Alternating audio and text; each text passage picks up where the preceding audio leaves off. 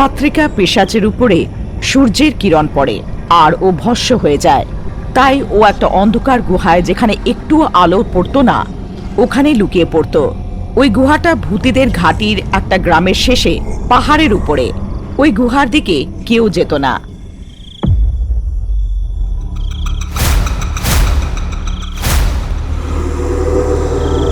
প্রিয়া, ও প্রিয়া, তোমাকে এদিকে তাকাও।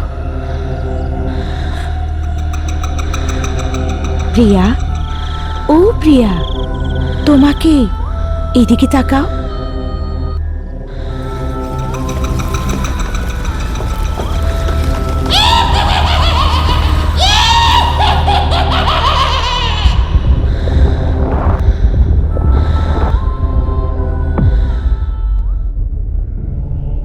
বেতালের অষ্টনেত্রর কথা সতর্কতা দেওয়ার দিন থেকে মন্ত্রজানা কাকি বেতাল জাপ করছিল। মন্ত্রজানা কাকি এটা জানার জন্য জাপ করছিল যে অষ্টনেত্রটা কে প্রাপ্ত করতে চাইছে। কাকি দেখল অষ্টনেত্র কেমন দেখতে।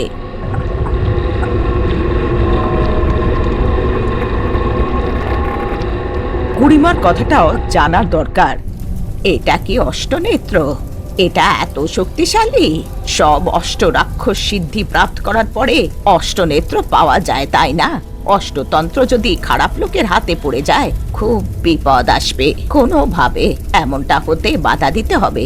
বেতাল মহিমা পাক, বেতাল রক্ষা করো। আবার থেকে চোখ বন্ধ করে বেতাল জাপ করে। বাম বাম বেতাল, বে বেশনম তা বিজয়ম লা প্রলয়ম, বম বম বেতাল বেবশম তা বিজয়ম লা প্রলয়ম।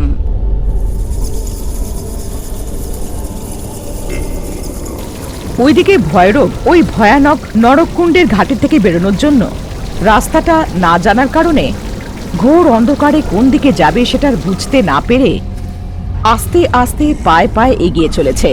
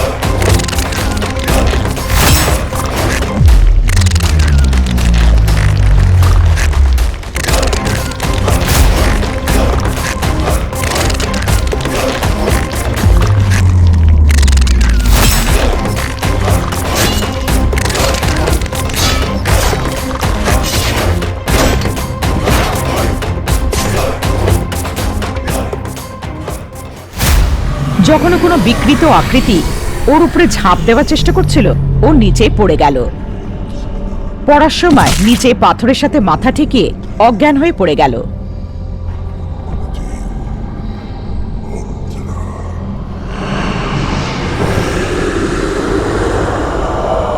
ভৈরবের চারিদিকে অনেক ভূত একত্রিত হলো। ভৈরবকে মেরে খেয়ে ফেলতে চাইছিল, কিন্তু ছুঁতে না পারার কারণে সুযোগের অপেক্ষায় ছিল।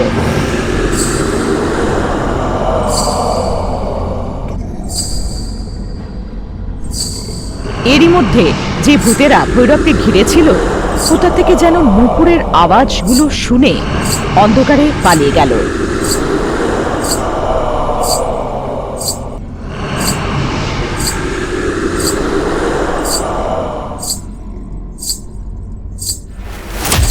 দেবানজি এক পলকে দেরি না করে ভৈরবের চেহারায় জল ছিটিয়ে ওকে উঠিয়ে দিল।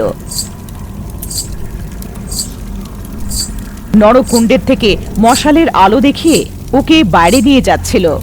পেছনে পূজারী নুপুরের ঝংকার না থামিয়ে জোরে জোরে আওয়াজ করে হেঁটেই যাচ্ছিল।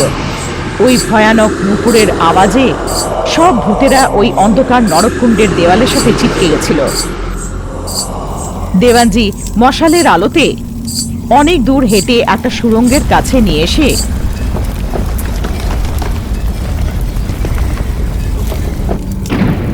বন্ধ দরজাটা খুলে বাইরে এসে যায়।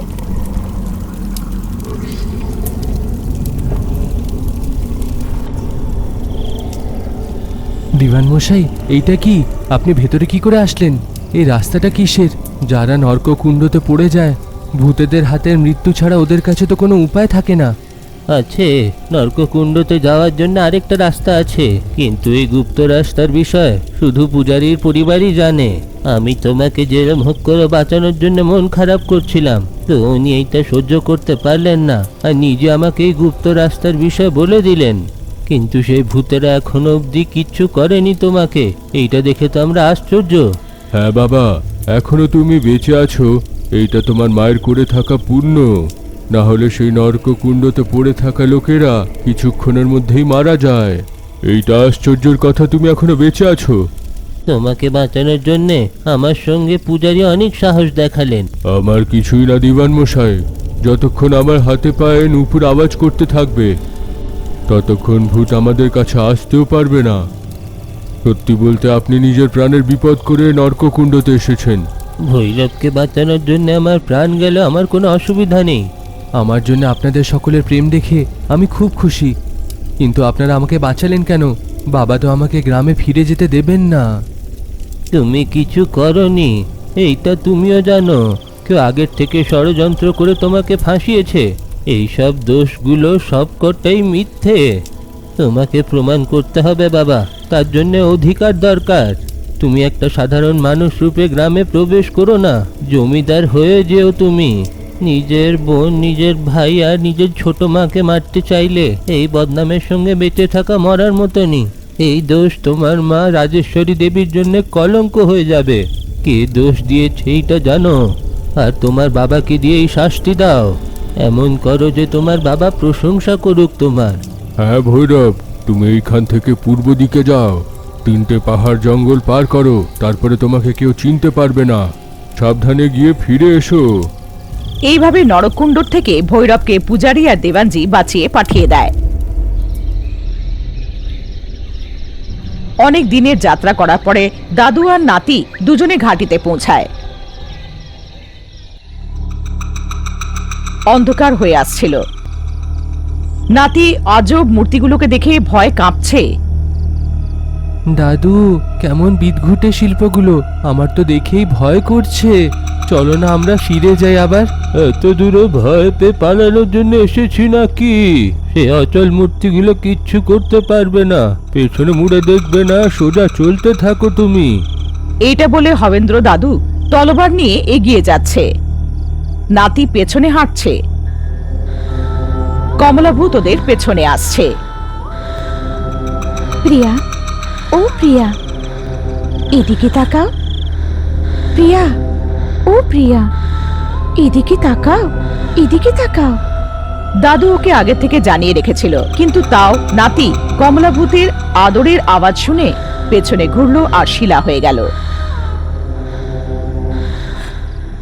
নাতি, পেছনে মুড়বে না। যা কিছু হয়ে যাক, কিন্তু পেছনে মুড়বে না। দাদু এতবার ডাকার পরেও পেছনে আসতে থাকা নাতি কথা বলল না। সন্দেহ করে, নাতি, তোমাকে বলছি কথা বলো। আরে তুমি আসছো কি না? অনেকবার ডাকার পরেও নাতি শুনল না। দাদু নিজের তলোয়ারটা জোরে ঘোরালো। তার থেকে মন দিয়ে দেখছিল। নাতি যে শিলা হয়ে গেছিল, তলোয়ারে সেটা প্রতিবিম্ব দেখতে পাচ্ছিল। ওই তলোয়ারে কমলাভূতকেও দেখা যাচ্ছিল। আরে, এইটা কি হলো? আমার নাতি তো শিলা হয়ে গেল। আমি এত করে বোঝালাম যে পেছনে মুড়বে না। আমি এই সব ওর জন্যই করেছি। যদি ও নেই তাহলে আমি পদ্মাবতীকে খুঁজে করবোটা কি? যেভাবে করে আমি আমার নাতিকে বাঁচাবো। এইটা ভেবে পেছনে এক এক করে পা এগিয়ে মাথাটা না ঘুরিয়ে ওই তলোয়ার দিয়ে রাস্তা দেখতে দেখতে পেছনে যাচ্ছিল। এইভাবে আস্তে আস্তে ভূতেদের রাস্তা পার করে জঙ্গলে ঢুকে গেল। প্রিয়া, ও প্রিয়া, তোমাকে এদিকে তাকাও। প্রিয়া, ও প্রিয়া, তোমাকে এদিকে তাকাও। দাদু পিছনের দিকে না তাকিয়ে জঙ্গলের ভেতরে দৌড়াতে শুরু করলো। অন্ধকারে কোনো জিনিসের সাথে ধাক্কা খেয়ে গড়াগড়ি খেয়ে ডোবার মধ্যে পড়ে গেল।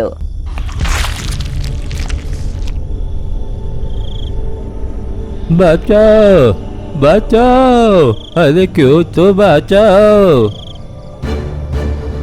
ভৈরব যে ওই রাস্তা দিয়ে যাচ্ছিল, ও আওয়াজটা শুনলো, তক্ষুনি ওই দিকে দৌড়ালো।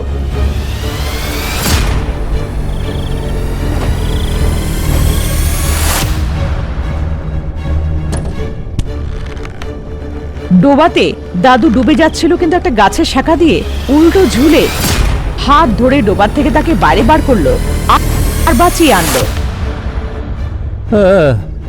সময়তে সে ঠাকুরের মতন তুমি আমার প্রাণ বাঁচালে বাবা।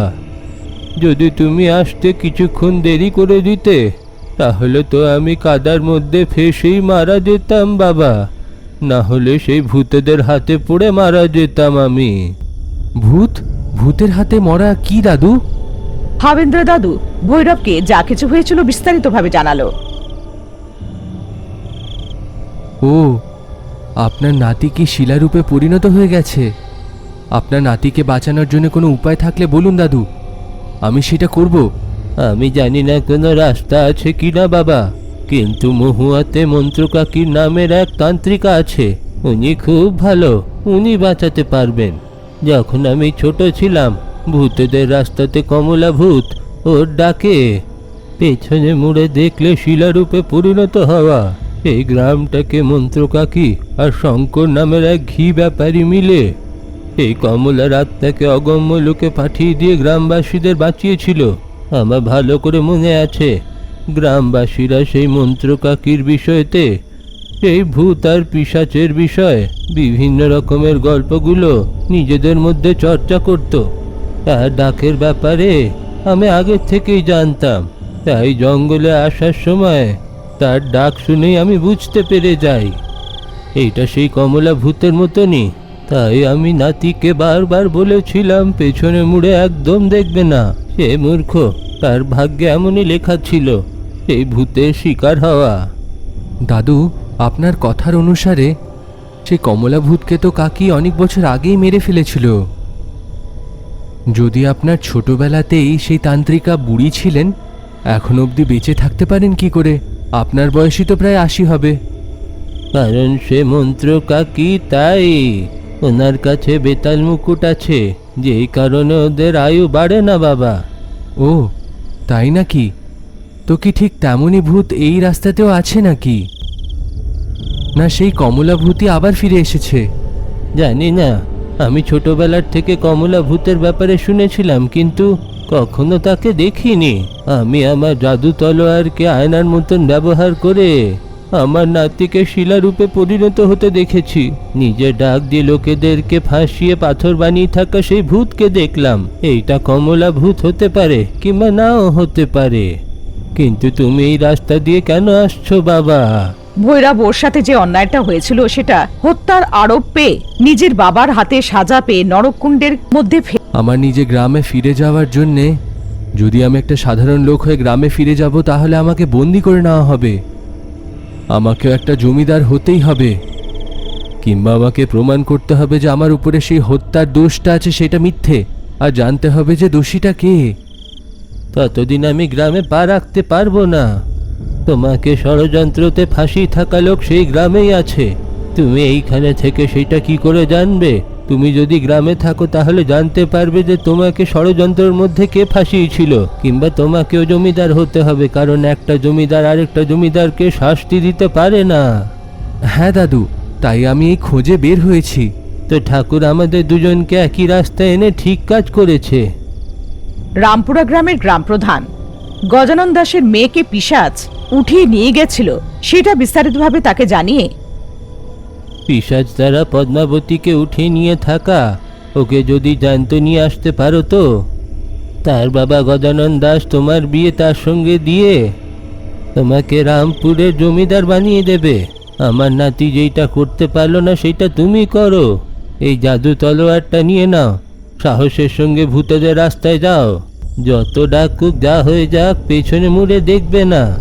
এই তলোয়ার থাকতে কোনো ভূত তোমার কিচ্ছু করতে পারবে না। আমি বলেছিলাম না এইটা একটা জাদু তলোয়ার। আপনার সাহায্যের জন্য ধন্যবাদ দাদু। আমি যেইটা চাইছি সেইটা যদি প্রাপ্ত করতে পারলাম নিশ্চয়ই আপনাকে সাহায্য করব। আমার একটাই ইচ্ছা আছে বাবা, তুমি পদ্মাবতীকে বিয়ে করে রামপুরার জমিদার হয়ে যাও। তারপরে শিলারূপে পাল্টে যাওয়া আমার নাতিকে বাঁচানোর কোনো রাস্তা থাকলে ওকে আবার মনুষ্য করে তোলো। ও খুব সরল। এই কাজ তবেই করলো যখন আমি তাকে জোর করলাম। ঠিক আছে দাদু, আপনি নিজের গ্রামে চলে যান। আমি খুব শিগগিরই দেখা করব। এতটুকু বলে দাদু যে জাদুই তলোয়ারটা দিয়েছিল সেটা নিয়ে ভৈরব ওই ভূতেদের রাস্তায় অন্ধকারেই ভূতেদের রাস্তায় হাঁটছিল।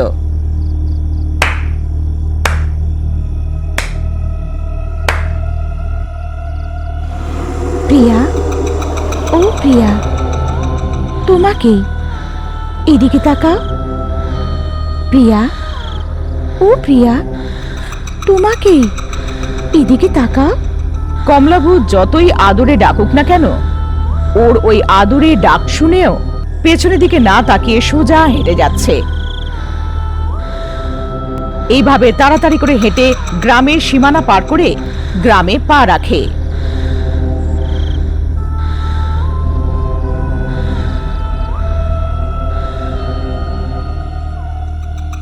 ভোর হতে আরো 1 ঘন্টা বাকি ছিল। সাত্রিকা পিশাচ গ্রামেই ঘুরছিল। আমার থেকে বেঁচে কেউ গ্রামে চলে এসেছে, আমার থেকে বেঁচে এসে গেছে। সাত্রিকা, আমার থেকে বেঁচে কেউ গ্রামে ঢুকেছে। সীমা পার করে গ্রামে ঢোকায় অসমর্থ কমলাভূত ওখানেই দাঁড়িয়ে জোরে জোরে চিৎকার করছিল। এটা শুনে সাত্রিকা কিছুক্ষণের মধ্যে উড়ে এসে ভৈরবের সামনে দাঁড়ায়।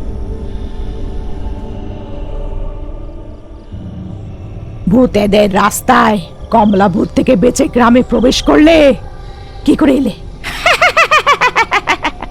নরককুণ্ডের অন্ধকারে এর থেকেও ভয়ানক ভূত আর পিশাচদের দেখেছে, তাই সাত্রিকা পিশাচকে দেখে ভৈরব একদম ভয়ভীত হয়নি। এছাড়া দাদু যে জাদু তলোয়ারটা তাকে দিয়েছিল সেটা নিয়ে ওর মধ্যে সাহস এসে গেল। আমি এই তলোয়ার দিয়ে তোমার মতন ভূত আর পিশাচদেরকে ভস্ম করে দেব। আমার রাস্তার থেকে সরে যাও, না হলে কিন্তু।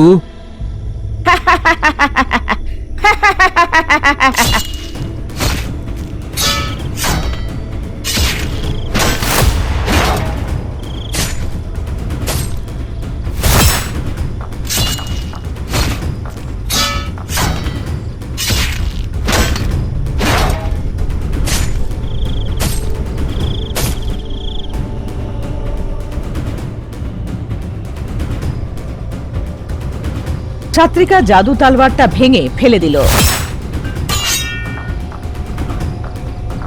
কিন্তু কিন্তু ভৈরবকে ছুতে পারল না।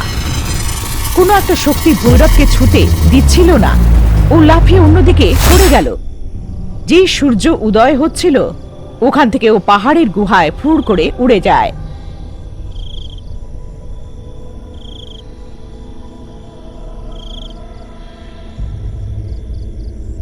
ভৈরব গ্রামে গিয়ে সারা গ্রামে গলির মধ্যে দেখছিল।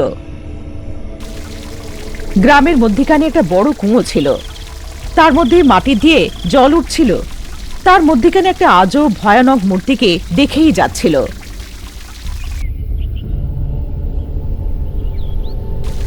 এরই মধ্যে ওখানে গ্রামের গ্রাম প্রধান আসে। বাবা, তুমি এই গ্রামে কি করে আসলে? সেই পিশাচ তোমাকে কিছু করেনি? যখন আমি গ্রামে আসছিলাম তখন একটা ভূত পিছু ধরলো। ওর থেকে ছাড়া পেয়ে গ্রামে ঢুকলাম, তখন আরেকটা ভূতের সঙ্গে দেখা হলো। সে আমার জাদু তলোয়ারকে ভেঙে নষ্ট করে দিল। সে আমাকেও মারতে যাচ্ছিল, কিন্তু হঠাৎ উড়ে গেল। এই ভূত সূর্যের আলো সহ্য করতে পারে না। সে সকালবেলা একদমই বের হয় না, কোথাও লুকিয়ে যায়। শুধু রাত্রেবেলায় এই ভূতটা বের হয়। হ্যাঁ, কিন্তু ওর থেকে বাঁচার কোনো উপায় নেই নাকি? তুমি কারোর উঠোন পার না করে তুমি সারা রাত ঘরেই থাকো। যদি তুমি ঘরে থাকবে তাহলে কিচ্ছু করতে পারবে না, কিন্তু যদি বাইরে আসলে তাহলে মারা যাবে। কিন্তু এ কি? এই পুরো গ্রামটাই বিদঘটে। এই ভূত কি? এই পিশাচ কি? সীমাতে থাকা সেই ভূতটা কে? সীমা পার করার পরে ওইখানে থাকা ভূতের বিষয়তে আমাদের গ্রামের কেউই জানে না, কারণ গ্রামের সীমা পার করে বাইরে গিয়ে থাকা লোকেরা আর কেউ বেঁচে নেই। গ্রামে এই যে পিশাচ আছে, সে ঠিক 10 বছর আগে এসে এই পুতুলটাকে খুঁড়ে বের করেছিল। সেই দিন থেকে আমাদের গ্রাম পীড়িত। গ্রামের অর্ধেক লোক সেই ভূতের হাতেই মারা গেছে। আমাদের বাঁচাতে কেউ আসবে এই আশাতেই আমরা বেঁচে আছি। যা কিছু হয়েছিল বিস্তারিতভাবে জানিয়ে একটা বাড়ি দেখিয়ে দিল। তুমি শুধু ঘরে থাকো বাবা। এই ঘরের লোকেরা অনেক বছর আগে ভূতের হাতে মারা গেছে। ঘর থেকে একদম বের হবে না বাবা, বের হলে ভূতের হাতে মারা যাবে। এমন বলে চলে গেল। সেই দিন থেকে ভৈরব দিনের বেলা গ্রামে ঘুরে বেড়ায়, কিন্তু রাত হওয়ার সাথে সাথে গ্রামের শেষে একটা ছোট্ট ঘরের মধ্যে দরজা বন্ধ করে থাকে, যাতে সাত্রিকা ভূতকে খুঁজতে না পারে।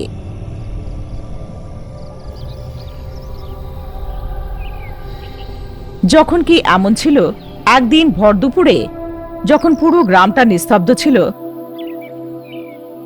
গাছের মধ্যে থেকে লুকিয়ে দুটো হাঁড়ি নিয়ে আসতে একটা মেয়েকে দেখল। কোনো আওয়াজ না করে মেয়েটার পিছু ধরে। ও কন্যাকার পিছু ধরেছিল। কন্যাকা হাঁড়ি দুটো নিয়ে পাহাড়ের গুহায় যায়।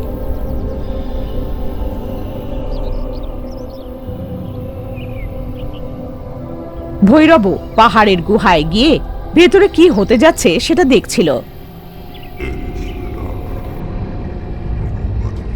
কন্যাকা একটা ঘোড়ায় জানোয়ারদের রক্ত নিয়ে অন্ধকার গুহার মধ্যে চলে যায়। ভৈরব এটা দেখতে পায় না যে ভেতরে কি হচ্ছে। অন্য ঘোড়ায় খাবার আর জল নিয়ে পদ্মাবতী সামনে।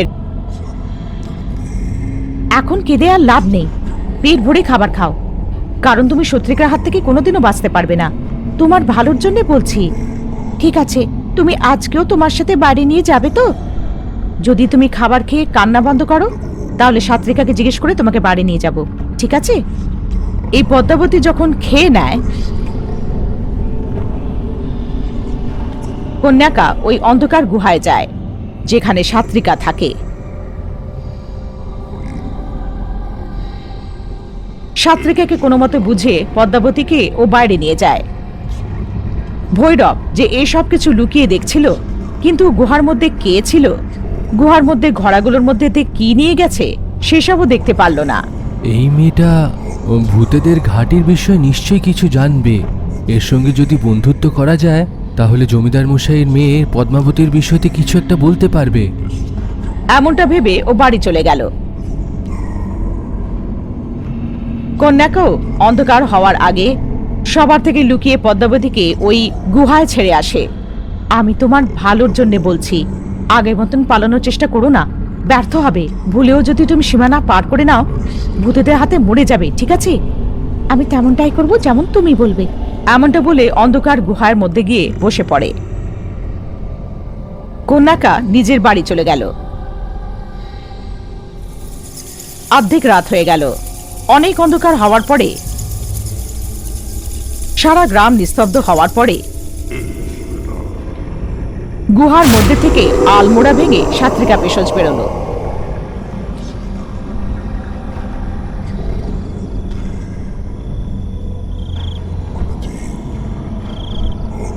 আজ রাত যেমন ভাবে হোক ওকে মেরে ফেলতে হবে। গ্রামে এসে ওর 4 দিন হয়ে গেল, আমার থেকে লুকিয়ে ঘুরে বেড়াচ্ছে। আজ রাত ওর জন্য কাল রাত্রি হবে।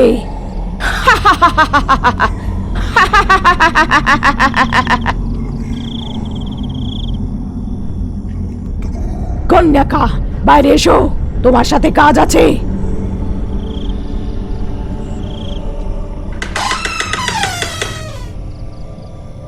এমন কোনোদিনও হয়নি যে অন্ধকারে তুমি আমার থেকে সাহায্য চাইছো। কি হয়েছে? গ্রামে নতুন লোক এসেছে।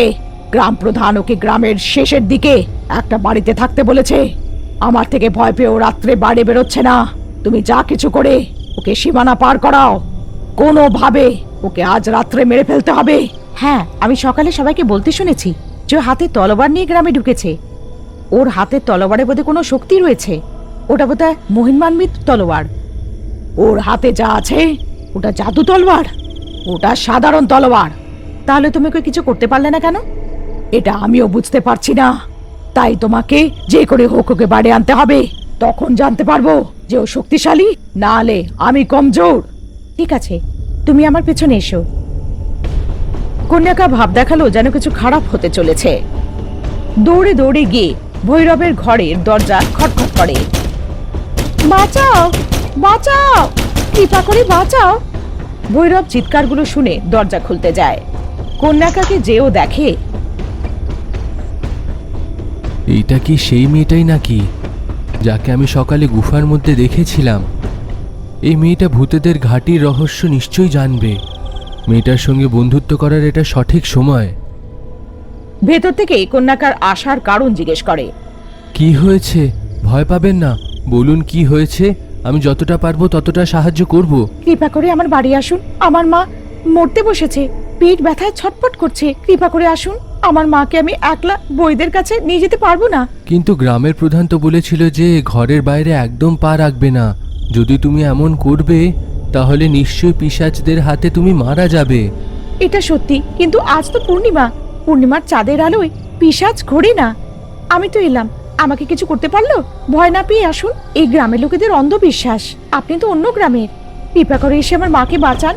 কন্যাকার কথাগুলোকে সত্যি মেনে বাড়ির দৌড়টা পার করে কন্যাকার পিছনে হাঁটছে ভৈরব। ওর পেছনে সাত্রিকা পিশাচ পিছু ধরে।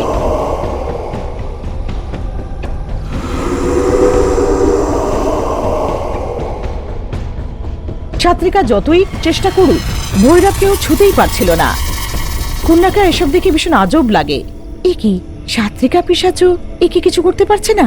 এটা সেই যোদ্ধা নয় তো যে আমাদের গ্রামকে বাঁচাতে এসেছে? এর মানে হচ্ছে আমার এর সাহায্য করা উচিত। যে করে হোক সাত্রিকা থেকে একে বাঁচাতে হবে। সাত্রিকা পিশাচ কিচ্ছু বুঝতে পারছিল না, তখনই ওখান থেকে উড়ে যায়।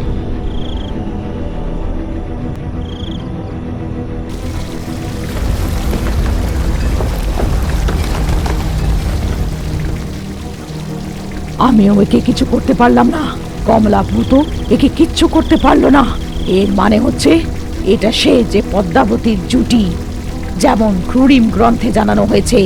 মায়াবী দর্পণ, পদ্মাবতীর জুটি কোথায় দেখাও। মায়াবী দর্পণে ভৈরবকে দেখা যাচ্ছে। সে গ্রামে আছে, সে তোমার খুবই কাছে। আমি ওকে কিছু করতে পারছি না কেন? এমনটা এর জন্য যে ওর জন্ম ওই সময় হয়েছিল? না, কারণ ওর পায়ে বেতালের তিল আছে। সে বেতাল তিল নিয়ে জন্ম নিয়েছিল, তাই তুমি তাকে ছুঁতে পারছো না। ও তো এই ব্যাপার। আচ্ছা, আমাদেরকে এটা নিশ্চিত করতে হবে যে ও সীমা পার না করুক। এর মানে মৃগাবতীকে বলি চড়ানোর জন্য জোড়া পেয়ে গেছি। আমার নাতি আসার পরেই পদ্মাবতী আর এই ভৈরবটাকে দুজনকেই মৃগাবতীকে বলি দিয়ে দেবে। তুমি আমাকে মিথ্যে বলে ঘর থেকে বাইরে কেন নিয়ে আসলে? তুমি বলেছিলে নাকি তোমার মায়ের শরীর ভালো নেই, কিন্তু তোমার বাড়িতে তো তোমাকে ছাড়া আর কেউ নেই। আমি তোমাকে কারোর জন্য খাবার আর জল নিয়ে যেতে দেখেছি। গুহাতে আরেকটা মেয়েকেও দেখেছিলাম। সেই মেয়েটা কে? সীমাতে সেই ভূতটা কি, পিশাচ কি? গ্রামের মাঝখানে সেই ভয়ঙ্কর মূর্তিটা কিসের? আমি তোমাকে সবকিছু বিস্তারিতভাবে বলবো, কিন্তু তার আগে তোমাকে একটা কাজ করতে হবে। কি কাজ? যেই মেয়েটাকে তুমি আমার সাথে গুহায় দেখেছিলে, ওকে যেভাবে হোক এই গ্রামের বাড়ি নিয়ে যেতে হবে। ওকে ওর মা বাবার কাছে পৌঁছে দিতে হবে, না হলে বিপদ আছে। তাড়াতাড়ি ওর বলি দিয়ে দেবে সাত্রিকা পিশাচ। সেই মেয়েটাকে? ওর নাম পদ্মাবতী। ওকে সাত্রিকা পিশাচ এখানে উঠিয়ে নিয়ে এসে কৈদি বানিয়ে রেখেছে। কিছুদিন আগেই ও আমাকে জানিয়েছে। ওর বাবা রামপুরা জমিদার গঞ্জম দাস। এইসব শুনে ও বুঝে গেল যে পদ্মাবতী সেই যাকে ও খুঁজছিল। ঠিক আছে, কাল সকাল হওয়ার পরে পদ্মাবতীকে বাঁচিয়ে ওর গ্রামে পৌঁছে দেব। আমি তোর খোঁজেই এখানে এসেছি। ও কন্যাকাকে যা কিছু হয়েছিল সবকিছু বিস্তারিতভাবে জানালো। পরের দিন সকাল সকাল কন্যাকার সাথে মিলে ভৈরব গুহার জন্য বেরিয়ে পড়ল। কন্যাকা খাবার নিয়ে যাওয়ার বাহানায় গুহায় গেল। ভৈরব গুহার বাইরে অপেক্ষা করছিল।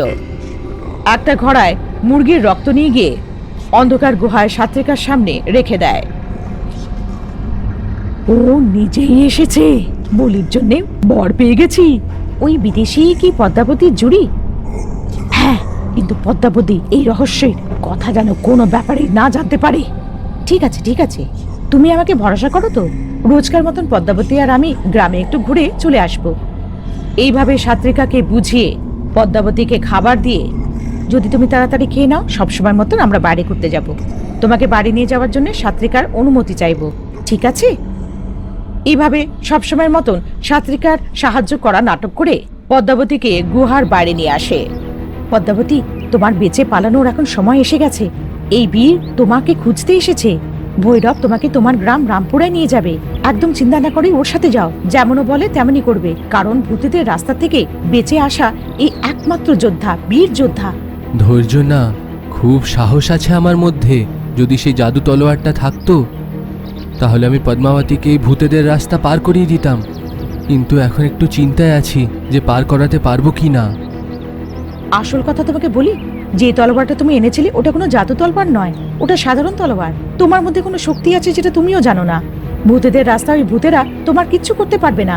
গ্রামে ঘুরতে থাকা সাত্রিকা পিশাচ তোমার কিচ্ছু করতে পারলো না। সাহস করে এগো, তোমার কিচ্ছু হবে না। এতটুকু বলে ওদের দুজনকে ও সীমা পার করিয়ে দেয়। কন্যাকা পদ্মাবতীকে সীমা পার করিয়ে দেয়।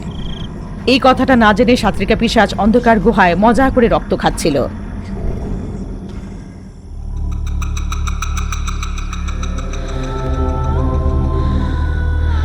প্রিয়া, ও প্রিয়া, তোমাকে এদিকে তাকা। প্রিয়া, প্রিয়া, ও প্রিয়া, তুমিও কি সেই আওয়াজ শুনতে পেলে পদ্মাবতী? যা কিছু হয়ে যাক পেছনে মুড়বে না, সোজা দেখে চলো। তোমার ভয় পাওয়ার দরকার নেই। প্রিয়া, ও প্রিয়া, তোমাকে এদিকে তাকাও। প্রিয়া, ও প্রিয়া, তোমাকে এদিকে তাকাও। যেমন ভৈরব বলেছিল, পদ্মাবতী কারোর ডাকাতেও পেছনে ঘুরে তাকালো না।